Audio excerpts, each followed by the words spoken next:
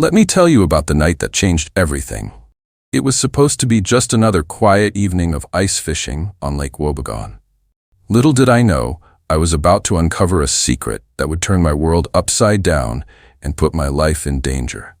I'm Jim Thorson, born and raised in Minnesota. Ice fishing isn't just a hobby for me. It's in my blood. My dad taught me everything I know about it, and I've been doing it for as long as I can remember. There's something peaceful about sitting out there on the frozen lake in the dead of night, nothing but you, your thoughts, and the hope of a big catch. But I guess I should mention that I'm not exactly the poster boy for Minnesota nice. I've got a past, one that I'm not proud of. Did some time for assault back in my younger days. I was a different person then, angry at the world and quick to use my fists. I've worked hard to put that behind me, but out here in small-town Minnesota, people have long memories. Anyway, it was a frigid January night. The kind where your breath freezes in front of your face and the cold seeps into your bones. I'd set up my ice house earlier that day, a little ways off from the usual spots. I like my privacy, you see. The lake was quiet, with just a few other diehards out there braving the cold. I settled in for a long night, thermos of coffee at my side, and my trusty old radio playing softly in the background. The fishing had been slow lately, but I had a good feeling about tonight. As I sat there, watching my line, I couldn't shake this nagging feeling in the pit of my stomach. Something felt off. Hours passed, and I was just about ready to call it a night when I heard it. A faint, muffled sound coming from beneath the ice. At first, I thought I was imagining things. Maybe the cold was getting to me. But then I heard it again, clearer this time. It sounded like voices. I pressed my ear to the ice, hardly daring to breathe. There it was again, unmistakable now. Voices, and what sounded like machinery, coming from deep below the frozen surface of the lake. Now, I'm not one for ghost stories or tall tales, but I know what I heard, and it scared the hell out of me. What could possibly be going on down there? My curiosity got the better of me. I grabbed my ice auger and started drilling a new hole, my heart pounding in my chest. As I worked, the sounds grew louder. There was definitely something going on down there, something that didn't belong in the depths of a frozen Minnesota lake. Just as I finished drilling, I heard a sharp crack behind me. I whirled around, my heart in my throat, only to see a branch snapping under the weight of snow. I let out a shaky laugh, trying to calm my nerves. But the moment of relief was short-lived. As I turned back to the newly drilled hole, I saw something that made my blood run cold. A faint light was shimmering up through the water, pulsing with an eerie, unnatural glow. And then, for just a split second, I saw a shadow pass beneath the hole, something large and definitely not a fish. I scrambled backwards, my mind racing. What the hell had I just seen? I sat there, frozen in place, staring at the hole as if expecting something to come bursting out of it at any moment. Minutes passed, feeling like hours. Slowly, I gathered my courage and crept back to the hole. I had to know what was down there. I peered into the dark water, straining my eyes to see past the reflection of my own face. And then I saw it. A flash of metal, a glimpse of what looked like a structure of some kind. This was no natural formation. Someone, or something, had built this beneath the lake. I was so engrossed in trying to make sense of what I was seeing that I almost didn't hear the approaching footsteps crunching through the snow. Almost. I spun around just in time to see two figures approaching my ice house. They were dressed all in white, blending in with the snowy landscape. If it wasn't for the sound of their footsteps, I might never have noticed them. "Evening, Jim," one of them called out, his voice friendly enough, but with an undercurrent of tension that set my nerves on edge. "Bit late to be out fishing, isn't it?" I recognized him as Bill Larson, a local businessman who owned half the town. The other guy I didn't know, but the way he carried himself screamed trouble. "Just about to pack it in," I replied, trying to keep my voice steady. "You boys out for a midnight stroll?" Bill laughed, but it didn't reach his eyes. "Something like that. Say, Jim, you haven't seen anything unusual out here tonight, have you?" My mind raced. They knew. Somehow they knew I'd discovered whatever was going on beneath the ice. I forced a casual shrug. "Nah, just the usual. Fish ain't biting, though." Bill nodded slowly, his eyes never leaving my face. "That's good to hear. You know, Jim, you've always been a smart guy. Smart enough to mind your own business, I hope. The threat was clear. I felt a chill that had nothing to do with the cold. Always have, always will, I said, meeting his gaze. For a long moment, nobody moved. The tension was thick enough to cut with a knife. Then Bill smiled, all teeth and no warmth. Glad to hear it. You have a good night now, Jim. And remember, some things are better left alone. They turned and walked away, disappearing into the night as silently as they had come. I stood there, my heart pounding until I could no longer hear their footsteps. I should have left right then and there. Should have packed up my gear and gone home, pretended I'd never seen or heard anything. But I couldn't. Whatever was going on here, it was big and dangerous. And for some reason, I couldn't let it go. I spent the next few days digging, asking subtle questions around town, trying to piece together what might be happening beneath Lake Wobegon. Most folks brushed me off, but I caught a few nervous glances, heard a few whispered conversations that stopped abruptly when I walked by. Something was definitely going on, and it seemed like half the town was in on it. It was on the fourth night that things really went to hell. I'd gone back out to the lake, set up in a different spot this time. I was determined to get to the bottom of this mystery, even if it killed me. Little did I know how prophetic that thought would turn out to be. I'd brought along an underwater camera this time, one of those cheap ones you can buy at the bait shop. As soon as I got my hole drilled, I lowered it into the icy water, my eyes glued to the small screen. At first, all I could see was murky darkness. But as the camera sank deeper, shapes began to emerge from the gloom. Metal structures, pipes, what looked like some kind of underwater facility. My heart raced as I realized the scale of what I was seeing. This wasn't just some small operation, this was massive. Suddenly, a light flared on the screen, blinding me momentarily. When my vision cleared, I saw something that made my blood run cold. A face, distorted by the water but unmistakably human, was staring directly into the camera. And then, just as quickly, it was gone. I yanked the camera out of the water, my hands shaking so badly I nearly dropped it. What the hell had I just seen? My mind was reeling, trying to make sense of it all. That's when I heard the sound of engines, multiple snowmobiles by the sound of it, heading straight for me. Panic gripped me. I knew, without a doubt, that whoever was coming wasn't here to exchange fishing tips. I scrambled to gather my gear, but I knew I'd never pack up in time. So I did the only thing I could think of. I ran.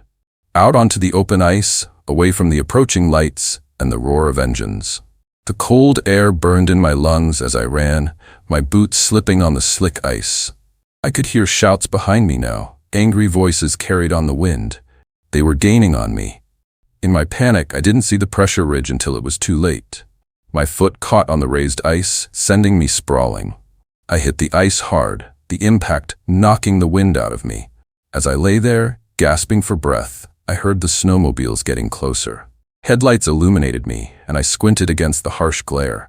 Figures approached, their faces hidden in shadow. I recognized Bill Larson's voice as he spoke. "Oh, Jim, I really wish you'd listened to me the other night. Some things really are better left alone." I tried to speak, to defend myself, but no words came out.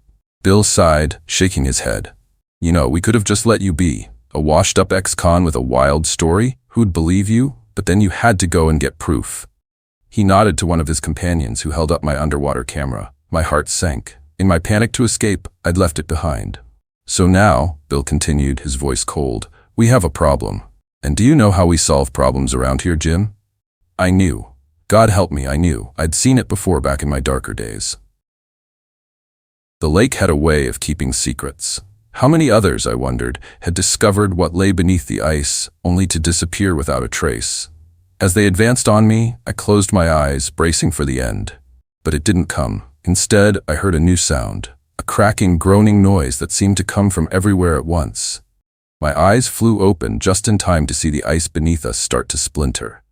Bill and his men stumbled back, their faces masks of terror. And then, with a deafening roar, the ice gave way. I felt myself falling, the icy water shocking me to my core. As I sank into the depths, my lungs burning for air, I saw them. Shapes moving in the water around me, humanoid but wrong somehow. Their eyes glowed in the darkness, filled with an intelligence that was decidedly not human. In that moment, I understood.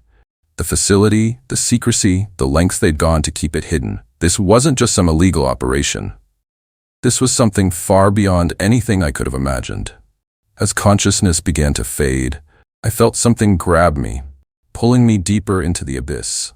My last thought before the darkness took me was that maybe, just maybe, there are some secrets that are meant to stay buried. I woke up in a hospital bed 3 days later with no memory of how I'd gotten there. The doctors told me I'd been found on the shore of the lake, half frozen but alive. A miracle, they called it. Bill Larson and his men were never found. The official story was that they'd fallen through thin ice while out snowmobiling. A tragic accident, the paper said. As for me, well, I told them I couldn't remember anything about that night. It was easier that way, but I remember. God help me. I remember everything. And some nights, when the wind howls across the frozen lake, I swear I can hear voices calling from beneath the ice. Calling my name. I don't go ice fishing anymore. Some things, as Bill said, are better left alone.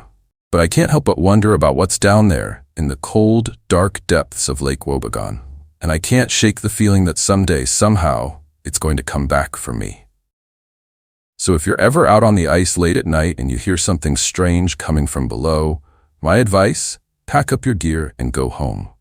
Because trust me, you don't want to know what's really going on beneath the surface of Minnesota's frozen lakes. Some secrets are better left undiscovered, and some mysteries are safer left unsolved. As for me, well, I'm just trying to live with the knowledge of what I saw that night. But I can't help feeling that my story isn't over yet. That someday, those things from the depths are going to come calling. And when they do, I just hope I'm ready. But for now, I'll leave you with this warning. The next time you're out on the ice, remember that you're not alone. There's a whole world beneath your feet, a world full of secrets and dangers. And sometimes, just sometimes, those secrets have a way of coming to the surface. Sleep tight, folks. And whatever you do, don't go ice fishing alone at night. You never know what might be lurking beneath the ice, waiting to pull you down into the cold, dark depths. I've been a mountain rescue worker for over a decade now, and let me tell you, it's not for the faint of heart. The adrenaline rush, the constant dance with danger, and the satisfaction of saving lives, it's addictive. But nothing could have prepared me for that fateful night on Mount Erebus. It was supposed to be a routine rescue mission. A distress call came in around 10 p.m. A group of hikers stranded near the summit, caught off guard by an unexpected blizzard. I remember thinking, amateurs, they should have known better. Little did I know, I was the one walking into a trap. As I geared up, my partner Jake approached me with a concerned look. "Hey Sarah, you sure about this? That storm looks nasty." I brushed off his worry with a confident smile. "It's what we do, Jake. Besides, I know this mountain like the back of my hand." The moment I stepped out of our base camp, the biting wind hit me like a freight train. Visibility was near zero, and the temperature was dropping rapidly. But I've always thrived in these conditions. The challenge, the unpredictability, it's what keeps me sharp. As I made my way up the treacherous path, the howling wind seemed to whisper warnings. Every crunch of snow under my boots echoed ominously in the darkness. I couldn't shake off an eerie feeling that something was off. Suddenly, a loud crack pierced the air. I froze. An avalanche? No, it sounded more like a gunshot. My heart raced as I scanned the area, my headlamp cutting through the swirling snow. Nothing but white as far as the eye could see. I chalked it up to my imagination playing tricks on me. After all, who'd be crazy enough to be out here with a gun in this weather? As I continued my ascent, the terrain became increasingly treacherous. Ice-covered rocks threatened to send me plummeting with each step. The wind picked up, hurling shards of ice at my face like tiny daggers. But I pressed on, driven by the thought of those stranded hikers. Hours passed and I finally reached the coordinates of the distress call. But something was wrong. No signs of a camp, no desperate hikers, nothing. Just an empty, wind-swept plateau. That's when it hit me. This wasn't a rescue mission. It was a setup. As if on cue, a figure emerged from the whiteout, barely 10 feet away. The silhouette was unmistakably human, but something about its movement seemed off. Predatory. inhuman. "Hello, Sarah," a voice called out, somehow cutting through the howling wind. "Took you long enough." I squinted, trying to make out the face behind the ski mask. "Who are you? Where are the hikers?"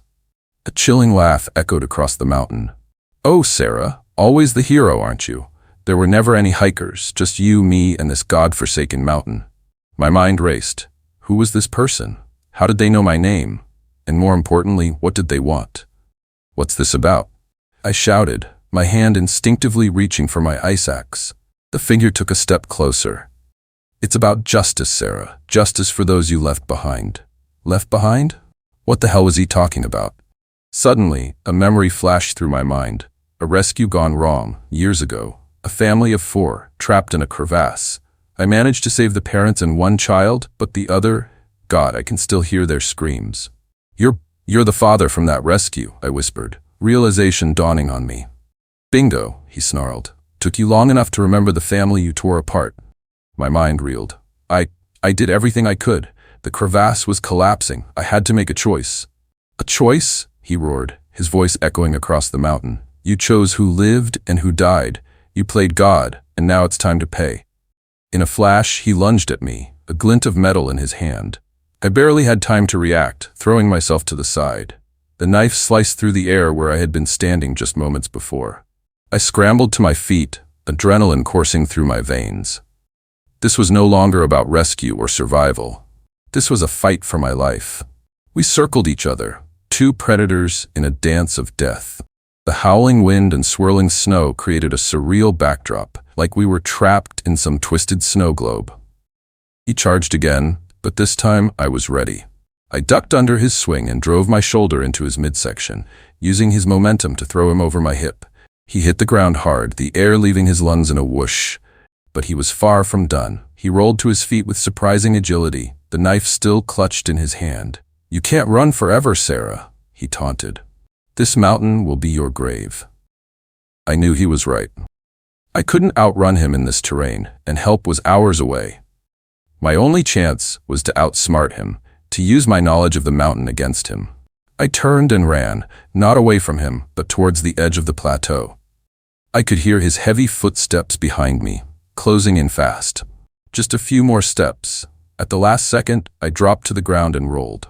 He couldn't stop in time and went flying over the edge, a scream of terror, quickly swallowed by the howling wind. I crawled to the edge, peering over. He had managed to grab onto a small ledge about 10 feet down, his legs dangling over a 1,000-foot drop. "Help me," he screamed, all traces of the predator gone, replaced by sheer terror.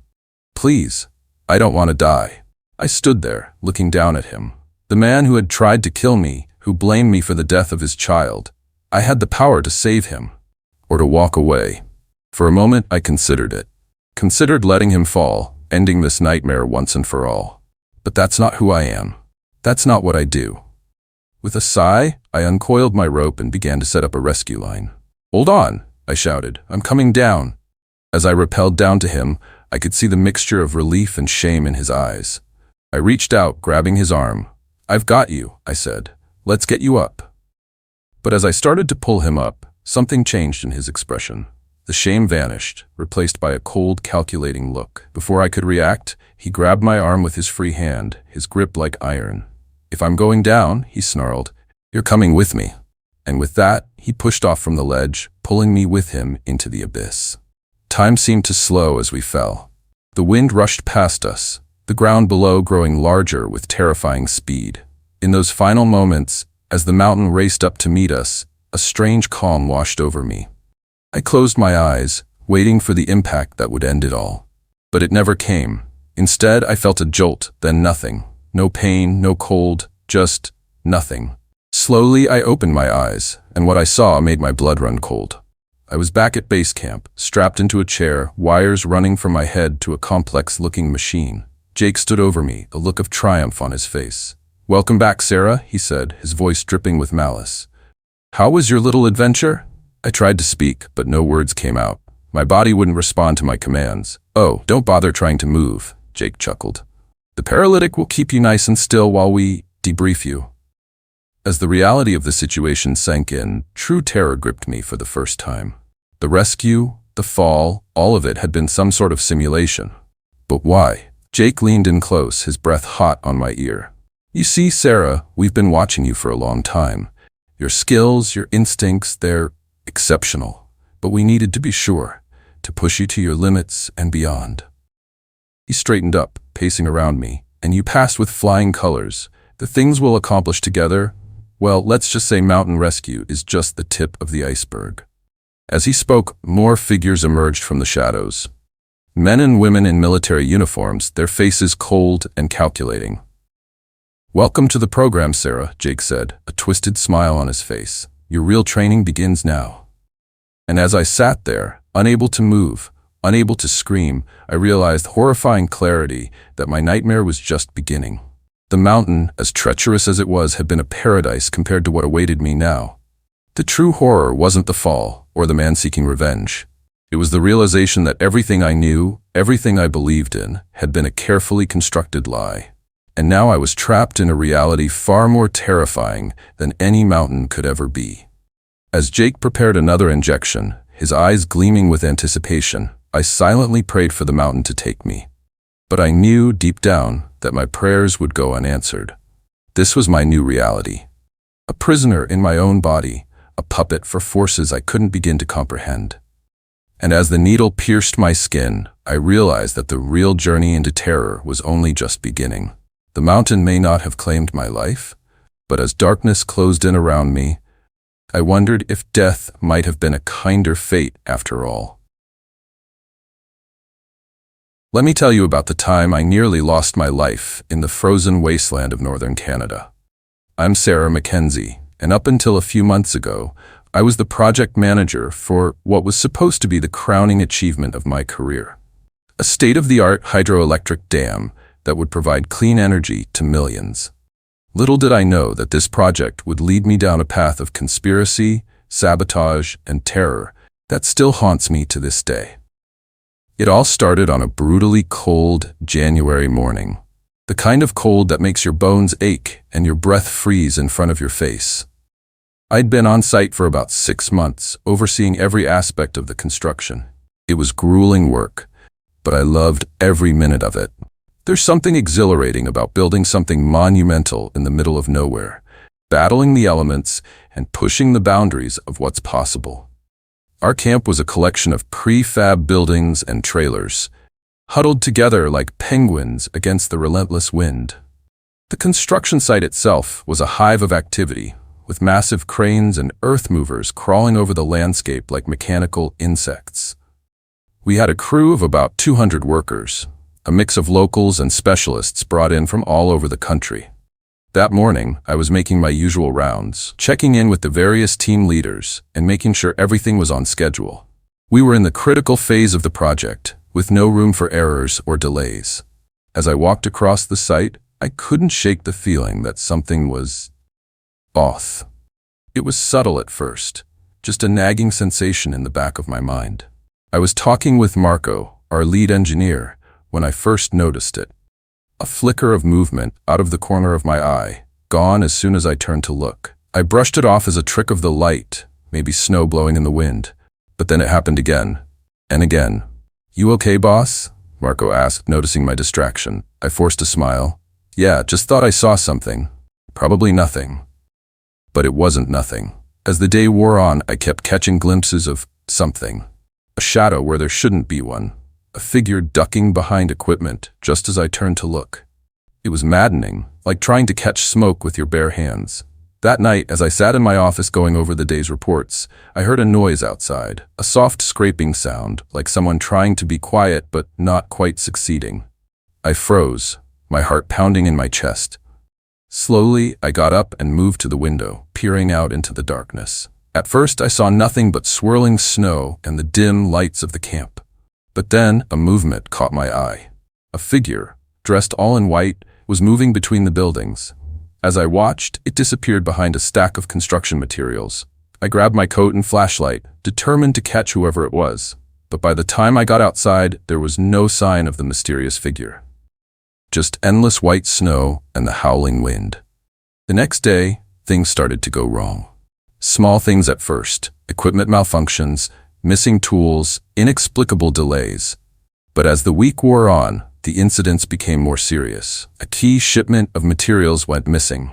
A section of scaffolding collapsed, nearly killing 2 workers.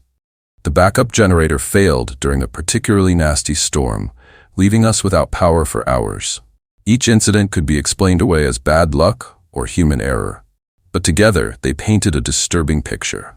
Someone was sabotaging our project. I called an emergency meeting with the senior staff, sharing my suspicions. Most of them were skeptical, arguing that the harsh conditions were simply taking their toll. But I could see the doubt in their eyes. They'd noticed it too, even if they didn't want to admit it.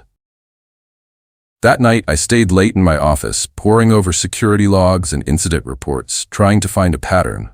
The wind outside had picked up, howling like a wounded animal.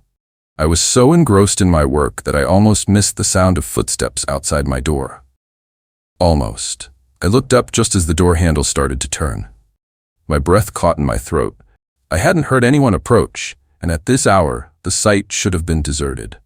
The door opened slowly, revealing nothing, just the dark, empty hallway beyond.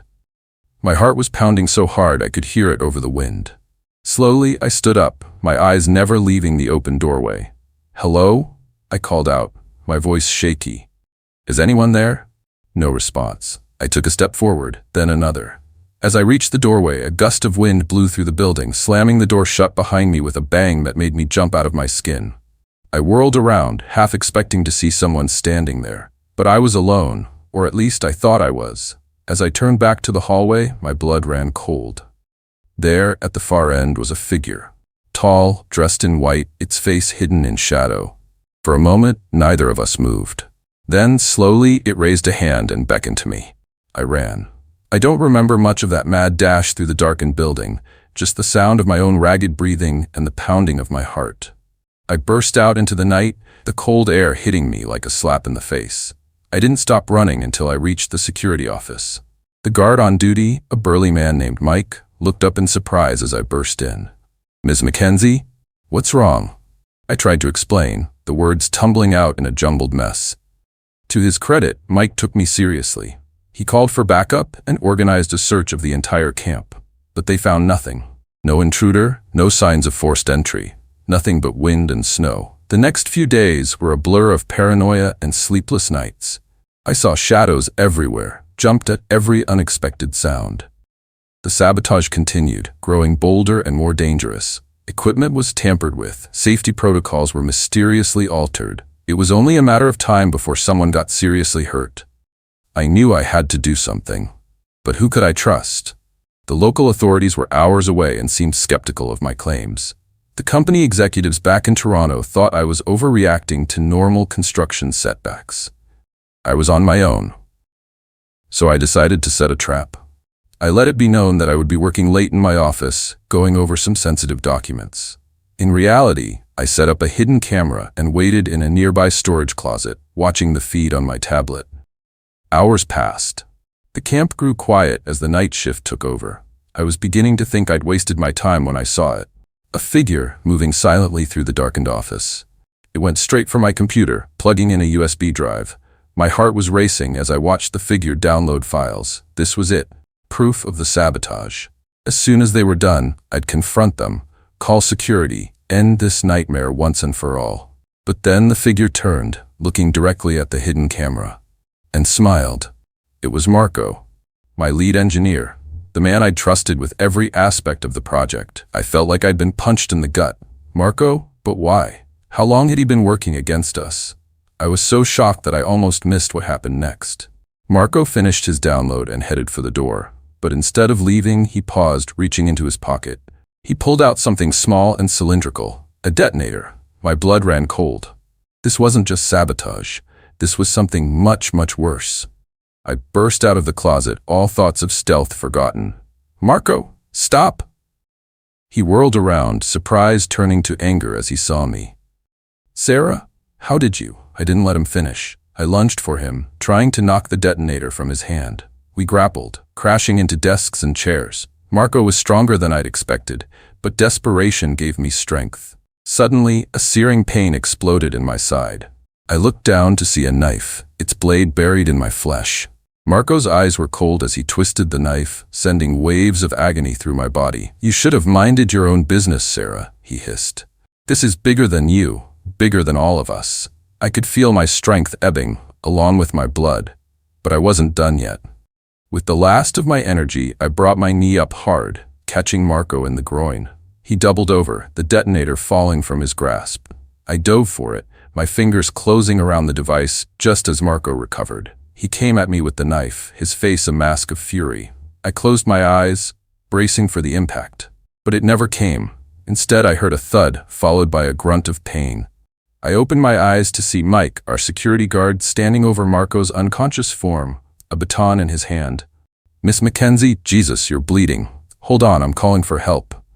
As Mike radioed for medical assistance, I finally allowed myself to relax. It was over. We'd caught the saboteur. The project was safe. Or so I thought.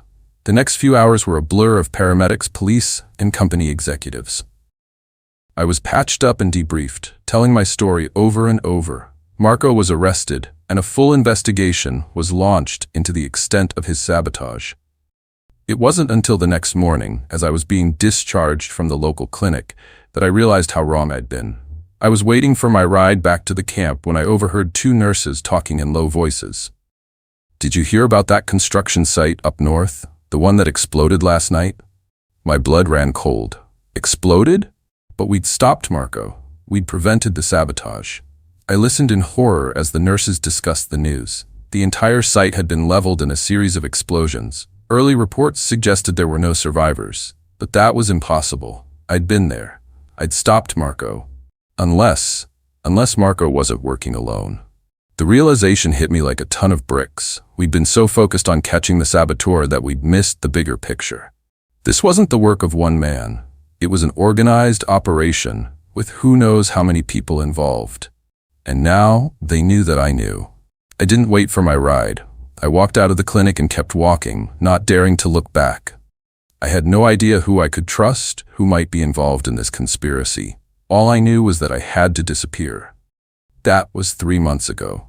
Since then, I've been on the run, never staying in one place for too long. I've tried to piece together what happened, why our project was targeted. But the deeper I dig, the more terrifying the truth becomes. It's not just about one dam, or even about sabotaging clean energy. What I've uncovered points to something much bigger, much more sinister. A conspiracy that reaches into the highest levels of government and industry. And they're still out there, looking for me.